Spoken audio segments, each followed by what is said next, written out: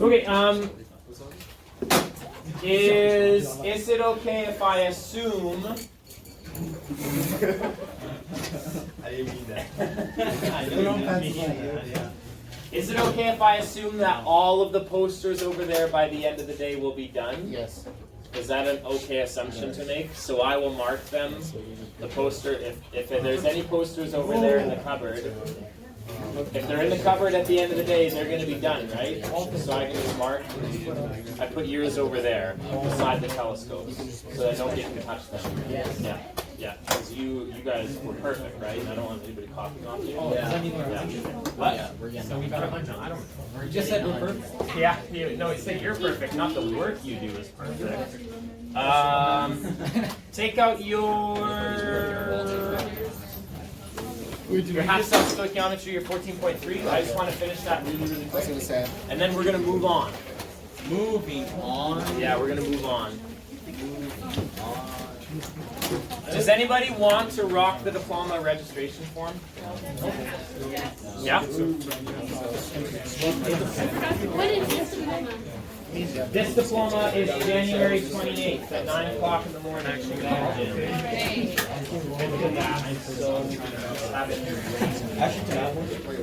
So many people can ask you? Somewhere. No, I just, I'm that smart. Bro, I was gonna stop some. Dude, I'd like to not feel good like the morning and then I can just feel the afternoon. Then I have to just I gotta go to work tomorrow. So like it was kind of sick because one of the dudes I work with like Okay.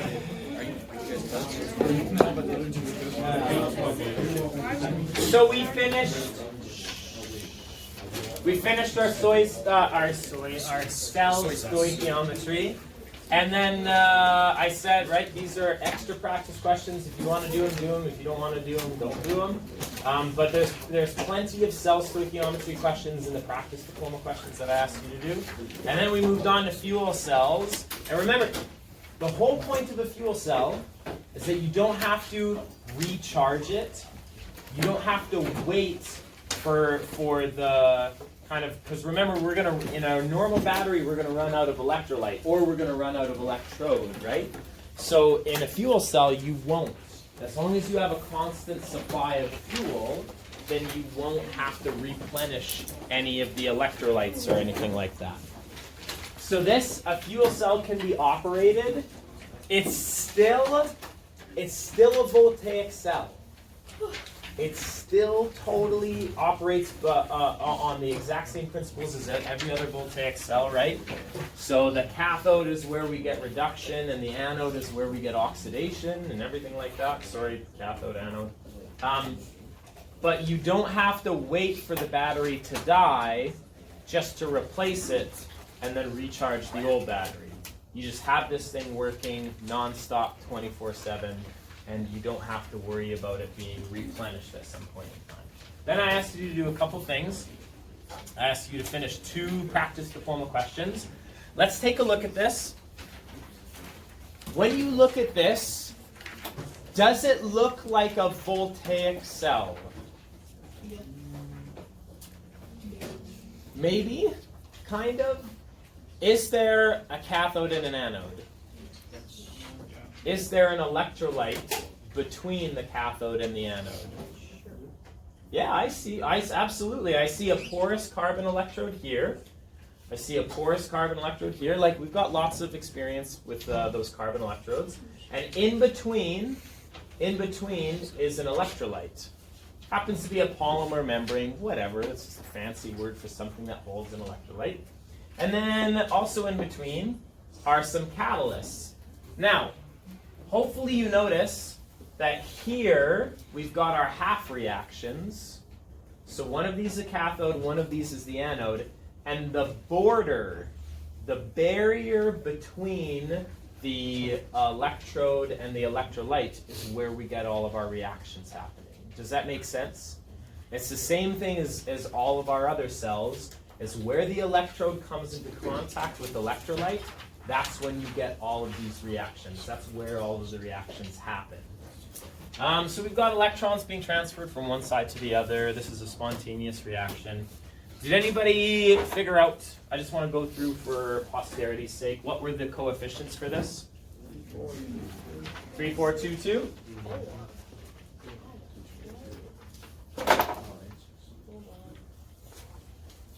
Are we happy with that?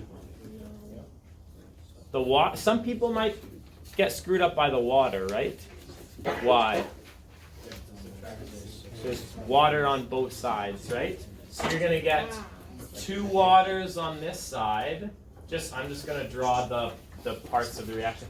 So you're going to get a bunch of stuff plus 2 waters on that side, and you're going to get 6 waters on this side. So you have to cancel out. I really screwed that up. So 4 extras on that side. If the cell potential for the methanol fuel cell is 0.80 volts, so if the cell potential for the whole thing, the whole cell is positive 0.80 volts, it's asking us what is the reduction potential for this half reaction. Right? It's asking us what is the reduction potential for that methanol half reaction. So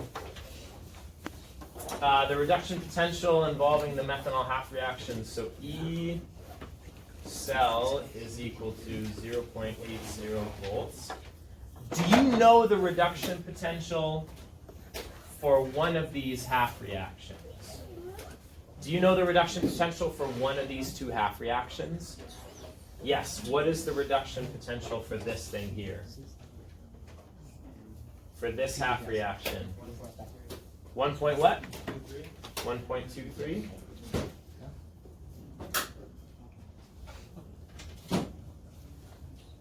Where did you get that information? Data booklet, right? Should have been in the data booklet.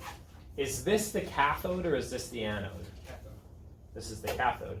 So we know that E cell, the standard cell potential, is just the standard reduction potential of the cathode minus the standard reduction potential of the anode. This is the exact same question that was on your quiz that screwed a lot of people up. It's the exact same question. Do we know the cell potential for this cell? It told us it was 0.80 volts. Do we know the reduction potential of the cathode? Yes, we do. So we can find the reduction potential of the anode. We can just solve this if we want to. So 0.8 volts, 1.23 volts minus the anode. How big does the anode potential have to be in order to reduce that to 0.8? This has got to be 0.43, right? So our anode cell potential has got to be 0.43 volts. Is that okay? Yes, sir. Yeah, we're good with that? Okay. And then the final thing that's in this booklet, just to kind of tie up our loose ends, I don't even want to write anything down, but I just want to go over it again. In general, there are 2 ways to protect the metal, right? You can cover it in something inert. What things could you cover a metal in, Denver? Carbon. You could cover it in carbon if you wanted to, right? Yeah, you totally could because it's inert. What else could we cover it in, Matt? Yeah, you could cover it in gold or silver, right? Now the problem with that is as soon as you get a scratch, what happens to the exposed metal underneath? It Starts to react or rust or whatever, right? Okay. What's a more effective way of protecting that metal? paint. No, not paint. Because paint scratches as well, right? Oh. You could galvanize it. Yeah, you could not have it in contact with water. Okay, you could galvanize it. What they do with teeth is they put fluoride on it, right? Yeah. But fluoride, what fluoride does is it prevents calcium from being leached out of your teeth. Oh. And so it's not preventing a redox reaction at all. It's just preventing the leaching of calcium out of your bones. Is my understanding. Okay, instead of covering it in something inert, which is terrible if something gets scratched, right? Then it starts to react. We could attach it to something even more reactive. Do you remember what we called that? A sacrificial animal. Well, we're sacrificed.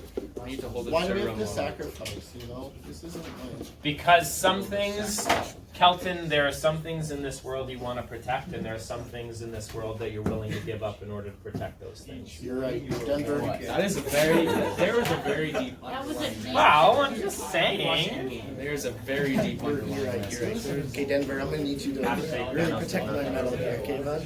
Shakes will. Yeah. Okay. So let's think about this. Who has Disney Plus already? If you've got, I know we've talked about this before, but buried in the ground, okay, there's going to be a holding tank for some gasoline, okay? So in here Looks like a submarine.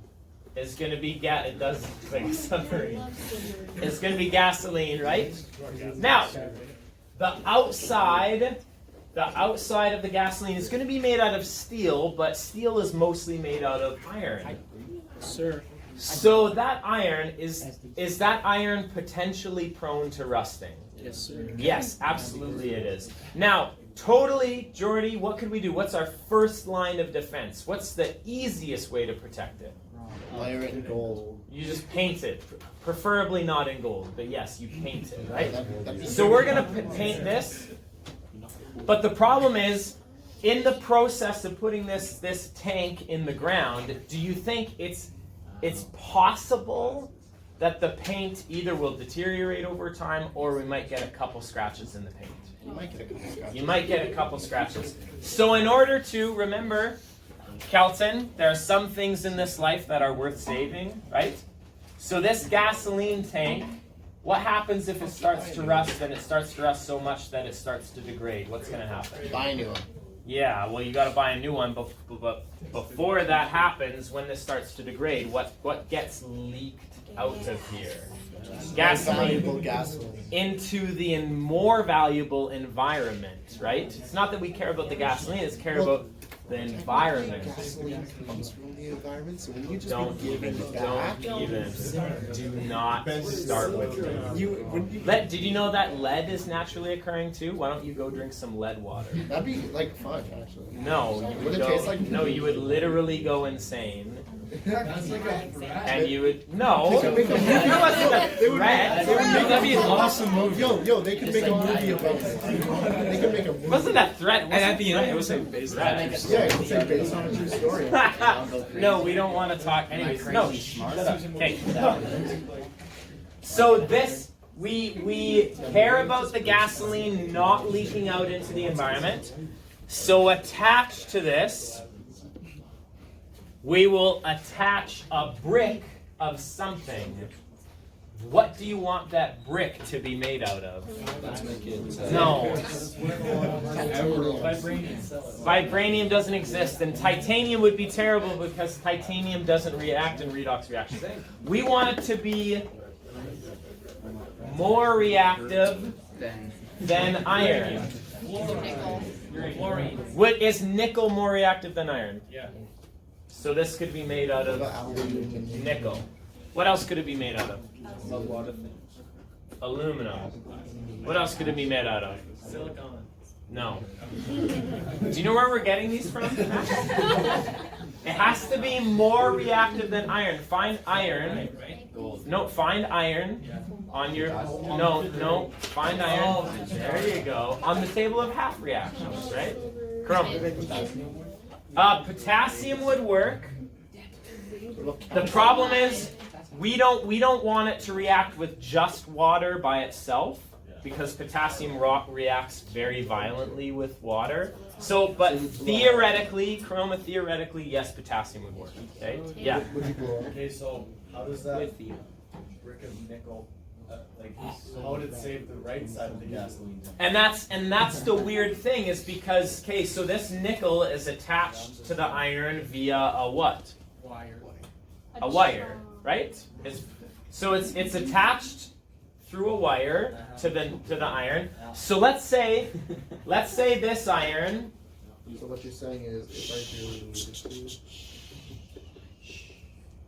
Let's say this iron gets oxidized. So now all of a sudden, you've got some iron ions that are temporarily in contact with the other iron over here, right? Well, can iron 2+ ions steal electrons from nickel? Can iron 2+ ions make a downhill reaction with solid nickel? Yes, yes. I don't know, you tell me. Look at your data booklet and tell me. I don't care. It's literally, all you had to do was open your binder apparently. it's uphill, sir. Iron and yes, it can. So iron 2+ ions, and nickel, can they? Is it uphill? Yes, it's uphill. Oh, it's down. Oh, wait, it's downhill? Wait. Oh, iron 2. I'm looking at iron. Oh, okay, I'm like, wait a second. It's uphill. So is nickel, what's higher, nickel or iron? Nickel, so nickel wouldn't work, would it? No. No, but if we had a brick of aluminum, can the iron 2+ steal from the aluminum? Yes, that's how. As soon as we get the iron 2+, as soon as we make iron 2+, the iron 2+ can steal the electrons from the nickel, because it's attached to a wire, right? Yeah, so the electrons can flow. The electrons can flow from the aluminum all the way through the side of the container of the wall and reduce, right? And reduce this back into iron metal. But what happens when you run out of nickel? Then you replace the nickel. Well, and remember, we can't use nickel, right? I asked us what was below, and apparently you gave me, not you, but you gave me one that was above, so whatever. But so you have to replace the aluminum or the zinc or the magnesium, right? Or the sodium or the whatever. So you have to replace these as soon as you run out of them. And the same thing happens on a boat. If anybody owns a boat at all, and your boat has any metallic parts to it in any way, shape, or form, you're going to have a sacrificial anode on the boat. And you have to replace it every 2 or 3 years. Because it starts to react. Yeah? Can there be a sacrificial anode attached to the sacrificial anode though? Yeah, if you want to. And then you would like. So what would happen, Jordy? Let's say that this is aluminum, right? Yeah. Okay, so what's more reactive than aluminum? Okay, so let's attach some sodium to the aluminum. So as soon as the iron reacts, it steals electrons from the aluminum, but then the aluminum ions that are just made, they steal the electrons from the sodium. Wouldn't that just make it, yeah. It would. Well, why wouldn't you just buy a bigger brick of aluminum? Because sodium is heavy. Sodium's heavy, bro. I can tell you right now, one of these things is way more expensive than the other one. Sodium? Yes. Sodium, aluminum. Just get salt? Can you just get like aluminum, like a chunk of aluminum? You could get a chunk of aluminum foil. Jordy, why would salt not work? This is all right. No, why would salt not work? It's not sodium solids. Is there a difference between sodium ions and sodium metal? Sodium nitrate. There's sodium ions. Yeah, just do sodium nitrate. Are sodium ions going to react? Yes. Oh. Are sodium ions going to react? Sodium ions are about the weakest oxidizing agent you could possibly have in the entire world. Sodium metal would. Okay, I need to stop us for a second, as much as we're just kind of joking around. We understand there is a world of difference between sodium metal and sodium ions. Yeah. When you write down one of those things, I think that you're actually saying one of those things. So if you forget to put a positive sign on here, all of a sudden I think that you're saying sodium metal, and I will mark you as if you're saying sodium metal, right? Okay, I just want to be very clear about that. Good? There's a practice question here, but I don't want you to do it. You can do it. Okay. You can do it, and we'll go over it on Monday. I just want to let you know on Monday we're going to have a review day. What's due on Monday? Major assignment. Your major assignment, and we will mark it in the second half of the class. That's the last thing that we're going to do. Well, yeah, I mean, if you want to gamble on not getting it done, sure. Jonas. So technically we can use fluoride then. You cannot use fluoride. Why? Where is fluoride? It's at the top of the reducing agents, right? That's the weakest reducing agent in the table. But you need to use something more reactive. Yes, you are. That's okay. Okay. So we're gonna move on. We're gonna move on to energy. We're gonna start a totally new unit that has absolutely nothing to do with the stuff that we were talking about. So forget everything again. No, don't forget everything you knew because you have a test on Tuesday. Yeah, that's why you don't start. Exactly.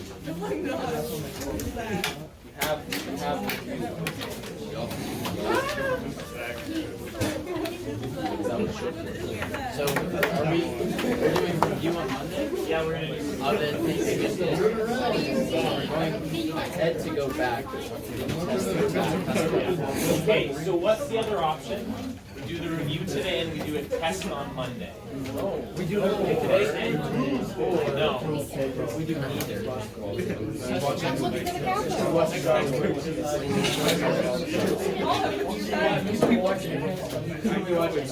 You can't study this weekend? Nansen.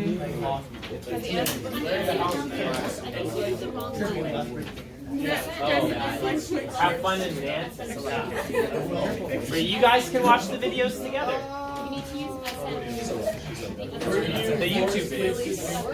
That's how we're studying. I don't care how you study. I don't like, it's not that I don't care, but yeah. And taking this higher day instead of It's just like more than a day. I know. Okay. What? This will not be on the test on Tuesday, but that doesn't mean you can't learn it. Okay. We're starting a new unit. It's going to be chapters 11 and 12 in your textbook combined together into one unit. So it's all about energy. We want to start talking about energy changes, and this is maybe the most critical thing for us to understand in the entire unit. Marcus, get off your phone, please. Energy is constantly being converted from one type to another in daily life. We can consider, in general, two types of energy. There's potential energies and there's kinetic energies. This is mechanical energy represents the total sum of a very specific type of potential and a very specific type of kinetic, right? So it's a third type. What? No, it's just a combination of two. It's not a third type. So like red, yellow, orange, color. Yeah. Goodbye, book. Thank you, sir. I see what you're saying, Yeah. and I philosophically disagree with you. Why? Oh, let's talk Is that about not a good like? No, it's a good analogy, but and yellow or it's flawed. Yeah. orange Okay. is mechanical. We can consider two types, potential and kinetic. There are several different types of potential energy.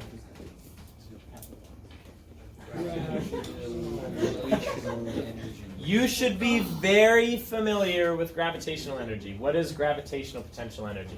If you want to drop your cup right now. No. It's something being held away from a very massive object, right? And when you let them go, there's some sort of an attraction, right? And so you're storing energy by keeping those things apart from each other. There's another type of potential energy. Electric. Very cool. Yes. Look at me. Keeping something positive away from something negative is a type of electrical potential energy. Now, what are negative things attracted to? Positive things. And so if you have a negative thing and a positive thing, and you separate them from each other, they want to attract together. And so by separating them, you're storing energy until you let them come back together. Like That's a magnet. a lot like magnets, right? Yep. There's another type of potential energy, and this is the type that we're going to focus on.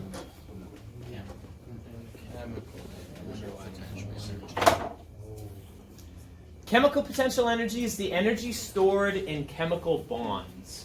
Now we can unleash that chemical energy in a lot of different ways. We can unleash it in redox reactions. We can unleash it in acid-base reactions. We can do lots of different things. There are some different types. There are some different types of kinetic energy. There's translational. So that's an object moving back and forth or side to side. That's me doing this, forward and back. That's translational energy. There is also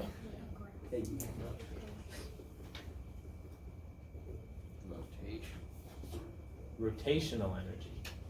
That's having an object that's spinning. Can you show us a rotation? Yeah, that's me doing this. I'm not translating, but I'm rotating. It's still a form of kinetic energy, right, Jordy? Did we literally not talk about this yesterday? Yeah. It's easy. Oh, please don't call me out. Man. Oh, okay, Jonas. Yeah. I missed one practice number. Okay, and then there's another type. Vibrational. That's an object.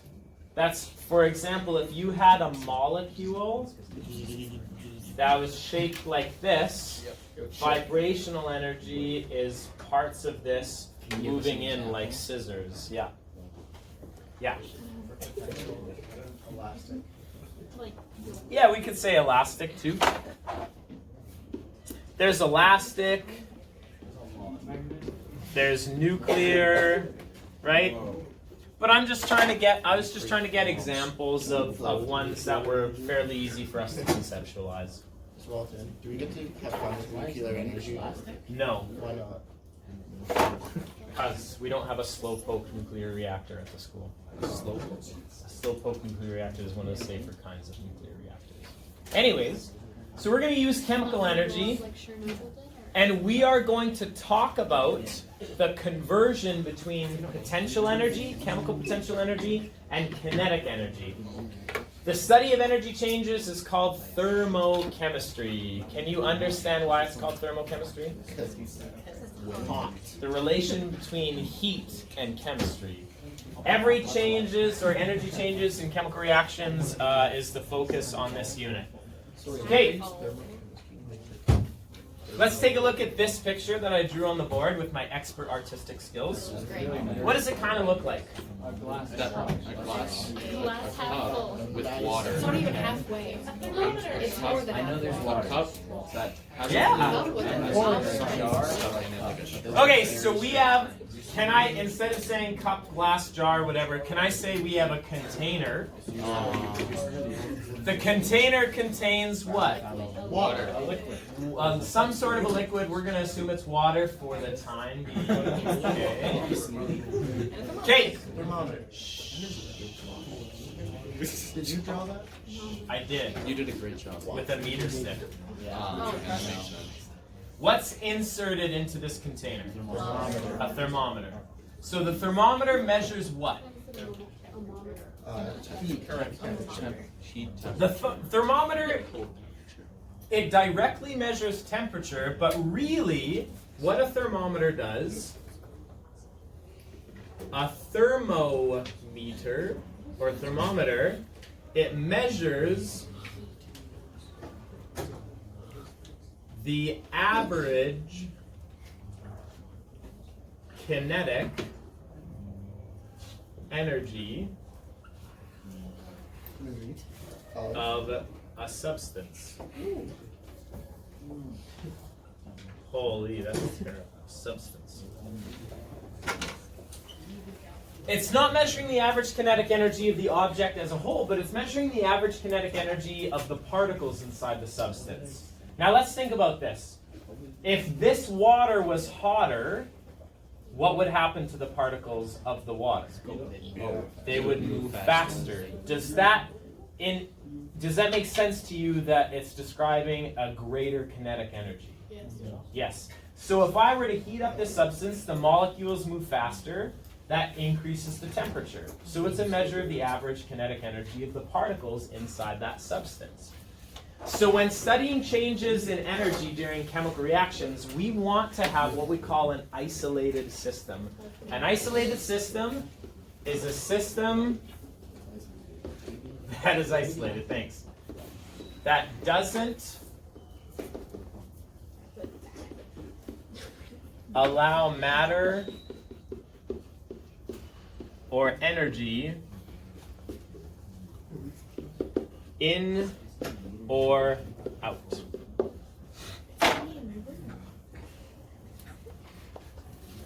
So in my container, if I want my container to be an isolated system, I'm not allowed to have any matter go in or go out. Because if I have matter go in, it can take energy with it. If I have matter go out, it can take energy with it. We also don't want any excess energy to come in or out. What we want to do is we want to investigate energy changes just inside this system. So if the room temperature outside the container increases, we don't want that to affect the inside of the container. Now let's think about this for a second. Does your container have to be made out of something pretty special in order to prevent energy from going in or out of the container? Yes. What types of materials do you probably not want your container to be made out of? Plastic's actually pretty good. Plastic is a type of thermal insulator. If you were to touch like a big bar of plastic, and I took a torch to one end of it, do you think the other end you could still hold on to for a while before you felt the heat in it? Yes. Yeah. What types of materials would you not want to hold a bar of Metal. if I was heating it up? Anything metallic, right? Metals conduct heat really well, and so you don't want your container to be made out of metals. What's a substance that we use in the shape of a cup? Styrofoam, right? We call styrofoam polystyrene. So in the styrofoam cup in the picture, what we can do is we can have a chemical reaction take place inside our solution. And then the energy, I'm going to draw a little bit of an addition to this diagram.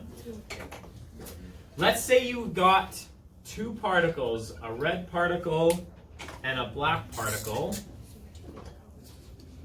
And when they collide with each other, they release heat. So they had heat or energy stored inside of their chemical bonds. When they collide with each other, they react and they release the heat. So the heat is going to be released. What's surrounding these particles that can absorb the heat that was released? What's surrounding these particles right now? The liquid, the water that's surrounding it, right? So when the heat is released, all of these water particles that are surrounding it, will they gain more kinetic energy or less kinetic energy? They will gain more kinetic energy because when the heat is released, they start moving faster. So what's happening is if my particles get rid of some potential energy, that potential energy gets turned into kinetic energy absorbed by the water. So I want to be very clear about this. We can convert from the chemical energy of the particles to the kinetic energy of our water. Is that okay? That might seem really obvious for some people, but that is the basis of everything that we're going to be doing in this entire unit. So as long as we understand that, then we'll be okay. Okay, the cup is there to prevent any of the energy from leaving the system. If the cup was really, really good at transferring energy, then the cup would cool down or it would heat up slowly over time, and that would affect our measurements, right? Okay, so we have something called calorimetry. Calorimetry is the process of measuring energy changes in an isolated system, and we use a calorimeter to do this. Often a calorimeter is just two styrofoam cups stacked on top of each other. And then we'll put like a little piece of aluminum foil on top. I know we're not supposed to use metals, but you know, whatever. That's high school. We gotta work with what we got. So these two styrofoam cups that are stacked on top of each other. So if I have a chemical reaction, if these particles, when they react, if they release heat, if they release energy, what happens to the temperature of the water? Go cool. The temperature will go up. If the particles release heat, then the water can absorb it, okay? What happens if the particles, when they react, what if they steal heat? What if they absorb heat? Then the solution will get colder, right? So there's an intimate relationship between the potential energy of the system and the kinetic energy of the water, or the temperature of the water. We make two assumptions when we're performing calorimetry experiments. Number one is that no heat should be transferred from the system outside or from the outside in. Is that okay? Is that a reasonable assumption? Yes. That over a short period of time, not a lot of energy is going to be lost or gained through the styrofoam. We also make another assumption that aqueous reactions have the same physical properties as pure water. And we will talk about some of the properties of pure water in a second. I want to go do a demo if that's okay. So let's head over to the Chem 1 lab vent. Is something gonna go boom? Kind of. It's kind of. I like when things go boom. You like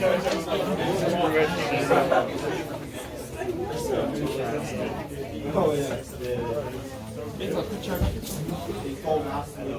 Oh, keep going. Oh yeah. So funny. I'll check you out. Yeah.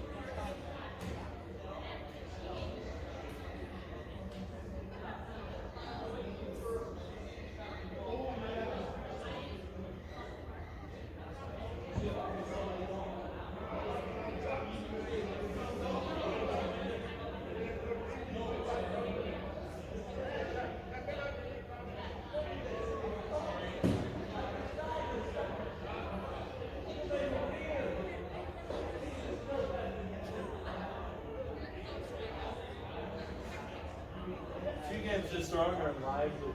It's like, you know what? Not even bad.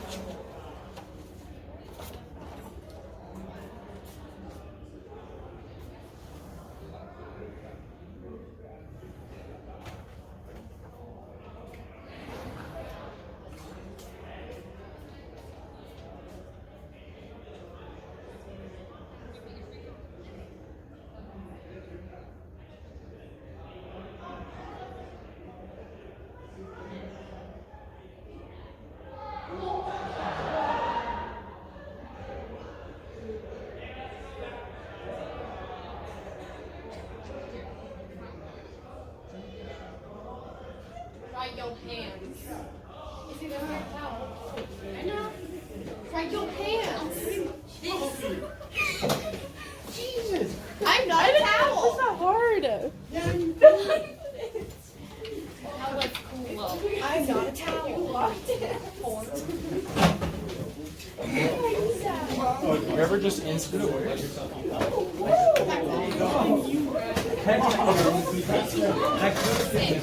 Pass it on. Oh, my ass. Did you hit me? I didn't like it. I was looking at you. And you were looking at me. Yes. Jake.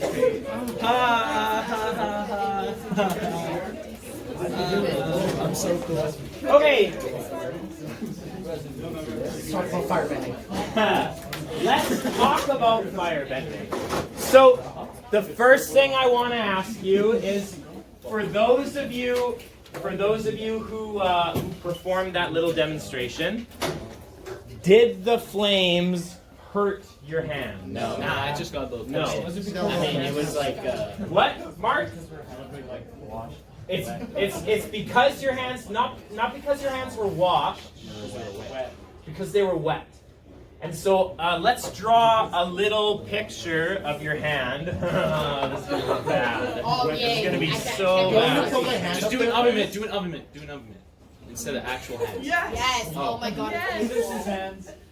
Why didn't you do I could have done a four-fingered hand, but I didn't want to do it. Okay.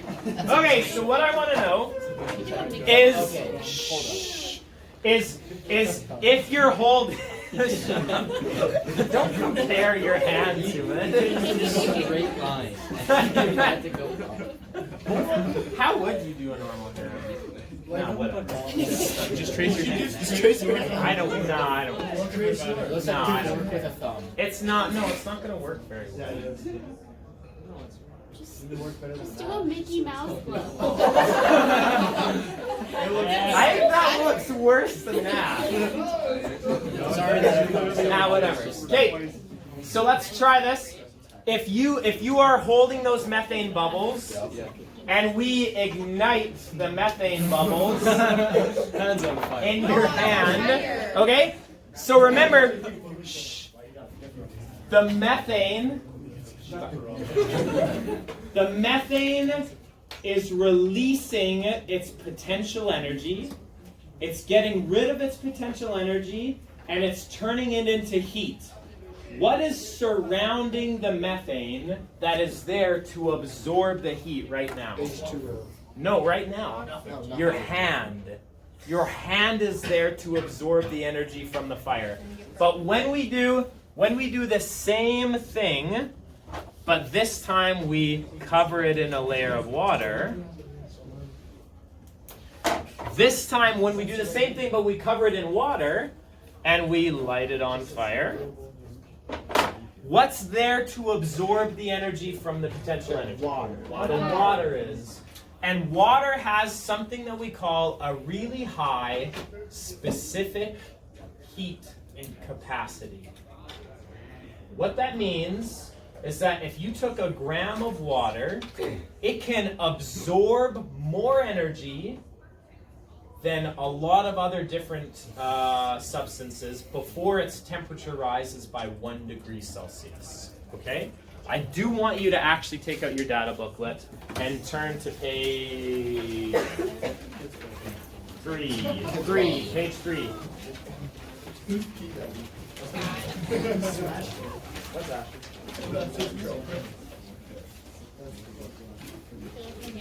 I'm on page 3. It's a hand. This is page 3, right? Yeah, water's doing good. Okay, so let's look at the specific heat capacities of a few different substances. Lily.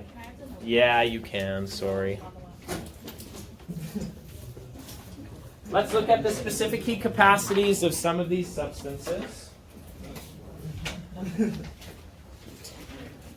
What do you notice about a lot of the metals? They're very low. They have low specific heat capacities. It doesn't take a lot of energy to change this substance by 1 degree. Yeah. Yes, that's fine. Now, let's focus in on the unit, because often the unit can tell us a little bit about what the hell this measurement is. C stands for, little tiny c, stands for specific heat capacity. And it's the specific heat capacity of a bunch of different substances. This unit, joule,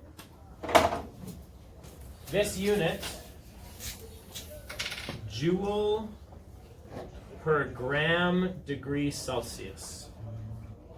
It represents, what is a joule? A babe. It's an energy. Like a kilometer. You have no idea how disappointed I am right now. Which flavor though? Oh, Cucumber. no. Cucumber. Okay, shut up. No joules. Okay, energy, right? A joule is a measure of energy. All you have to do is look in here and identify that energy is often measured in either joules or kilojoules, okay? So a joule is a form of energy. And what's underneath it? G and then degree C. What's that? Gram and degree Celsius. So what this represents is this is the amount of energy required to change 1 gram of a substance by 1 degree Celsius. That's what it means. So when I take a look at the specific heat capacity of air, how much energy is required to change 1 gram of air by 1 degree Celsius? 1.01 joules, right? If you had 1 gram of air and you wanted to change it by 1 degree Celsius, you would need 1.01 joules. Now let's think about this. Eden or Lily, can you shut the door? Is that okay?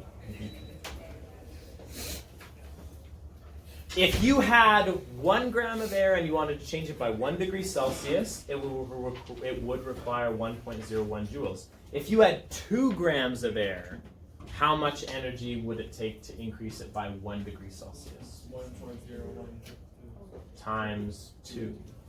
Because each gram represents 1.01 joules if you want to change it by 1 degree. So if you have 2 grams, you'll require 2.02. Does that kind of make sense? It's 1.01 joules per each gram of the air.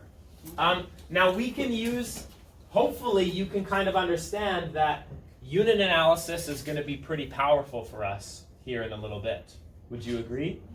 Because when you have the specific heat capacity, what can you solve for using specific heat capacity? What 3 different things could you get out of this? You could get energy, mass, or a temperature change, right? Those are the 3 things that you can get from this. So it's going to be pretty powerful. Oh, man. It's gorgeous. Oh, yeah. Okay, sorry, we didn't actually talk about that. So the change in temperature of a substance is dependent on 3 different factors. The material the substance is made out of. Would you agree that water and your skin have different materials? Yes. Yes, your skin is kind of mostly made up of water. Not really, but it's mostly made up of water. But when we look at this, which one of these substances requires the most energy to change it by 1 degree? Water. Water requires over 4 times the amount of energy compared to air, and over 20 times the amount of energy compared to tin.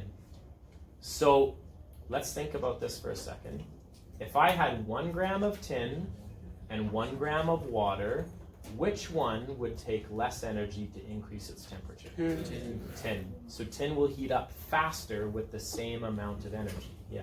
Does that mean if I put a pot, like a can, a pot of water on at the same time, the can would melt before the water boiled? No, it doesn't. It's not that it would melt. Change temperature. It's that if you gave them the same amount of energy, if something was made out of tin, then its temperature would increase more than the one that was made out of whatever the other substance. Okay? Now this doesn't say anything about how fast it transfers energy.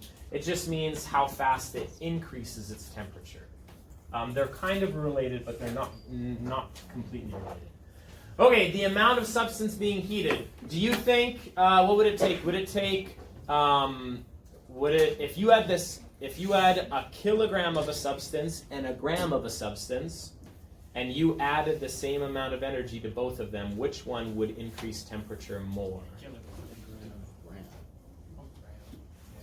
If you had 1 kilogram of a substance, that's the worst K in the world. If you had a kilogram of a substance and then a gram of a substance, let's say we added 1,000 joules to both of these things, which one's temperature will increase by more? Yeah, which one will the total temperature of the entire thing? The gram will. Does that make sense? Yes. Because you're taking this energy and you're spreading it out amongst more matter here, so there's less of a temperature change. Here, you're concentrating the energy in a small space, so the temperature increases. Also, the amount of heat added to the substance. Okay, we can represent this relationship using the following equation, or use unit analysis like we always do. So Q stands for the energy. That's the energy change, basically. That's the enthalpy. We're going to start using those terms interchangeably. M, what do you think M stands for? Mass. What do you think C stands for? Little c. Nope. Little coulombs.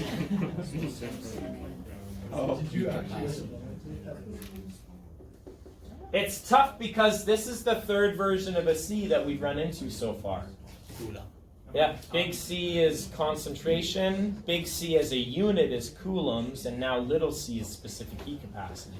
That's tough because there's only 26 letters in the alphabet. These are And then delta T, what do you think delta T is in the context of this? Change in time.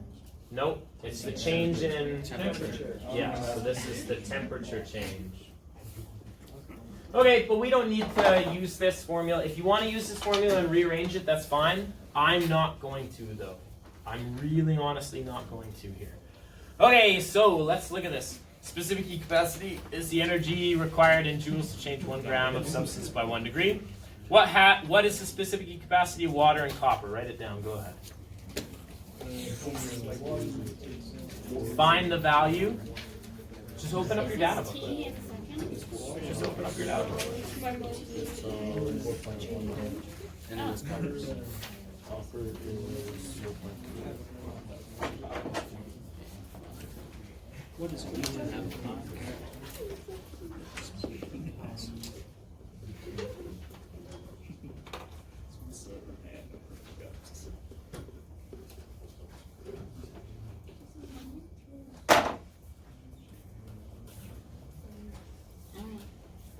Try and answer those questions. Specific heat capacity. I'm too lazy to type it up. It takes more energy to increase by 1 Celsius.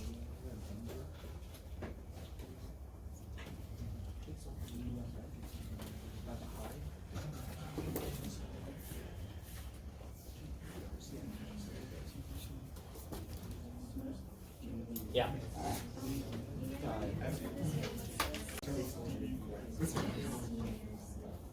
That's specific heat capacity. Easy. Stands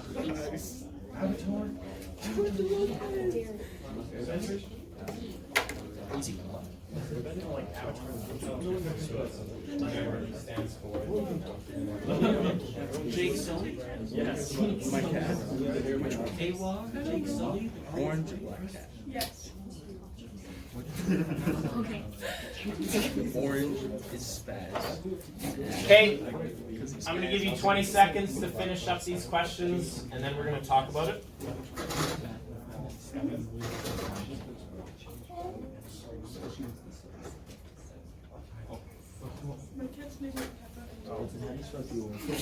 Joule.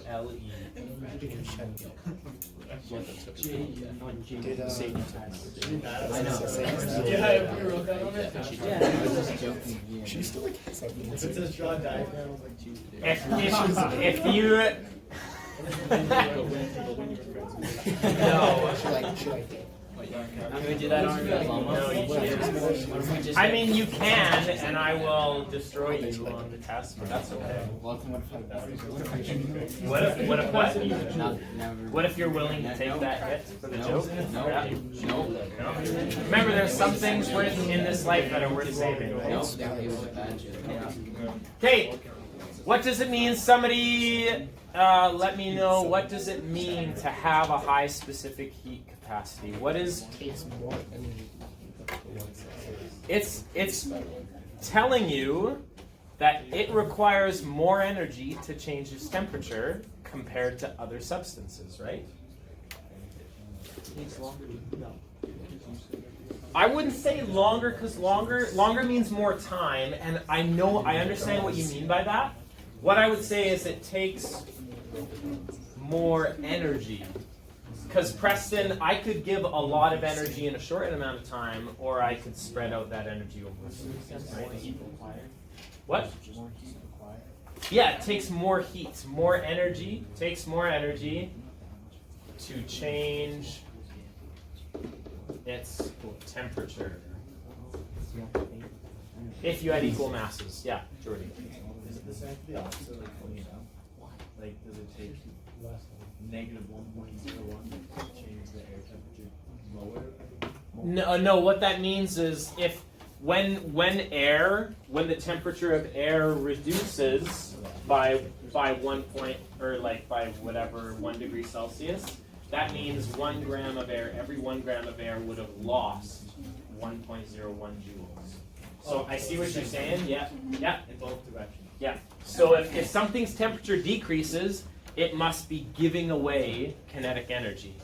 If something's temperature increases, it must be absorbing kinetic energy, or at least increasing its kinetic energy, if that makes sense. Question? I got a question, but it Yeah. might be ahead. It might be what? Ahead of what?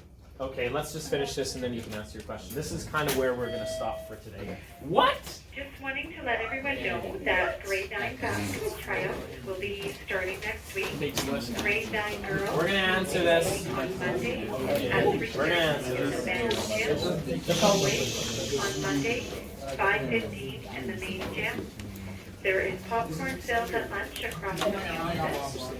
Grad gear and bowling tickets will be for sale out on the other side outside of the office. Ayrton Hilleback, can you please go to the bookstore at lunch? And Evan Michael, Xander Jacob, Hayden Hamlin, Tyler Welch, and Liam Lorraine Grant, can you please come to the office? How do you feel about that? I need to add water to this one, right? What is this? Usually they're a little bit closer to the bell. Okay, hopefully you noticed tin is lowest specific heat capacity, so it's the one that takes the least amount of energy. Yes, sir. We'll talk about this. You mean on Monday?